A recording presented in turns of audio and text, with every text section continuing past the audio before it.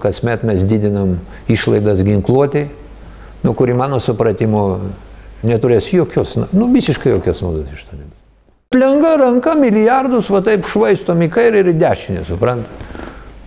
Tai natūralu, kad jų būkų visko toliau to mažiau. Haubicas perkam, kurios nieko jokios naudos neduos.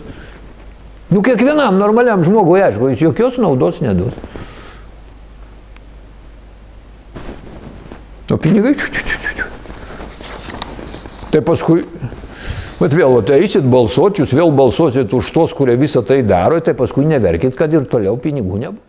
Čia mes dar politikuojam. Tai yra tokie durni politikavimai, tokių kažkokių kaimo jurgių, suprantate, žalio supratimo neturi, kas vyksta pasaulyje. Per visą šitą politikavimą tokį, aš nežinau, kaimietiškas, kitaip jo nepavadinsi, suprantate.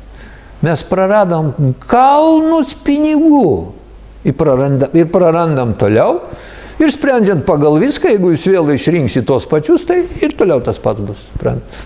Jie politikos, rinks visokius parašus, taip sakant, ir ten, kur pinigai tiesiog eina į rankas, mes padarysim viską, kad jie pro mūsų rankas nueitų kažkur iš šono, o paskui verksim visi.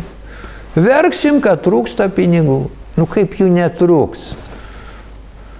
Pinigai neatsiranda iš tokių durnų poelgių, jie atsiranda iš gudrių poelgių, iš protingų poelgių, iš racionalių poelgių atsiranda pinigai.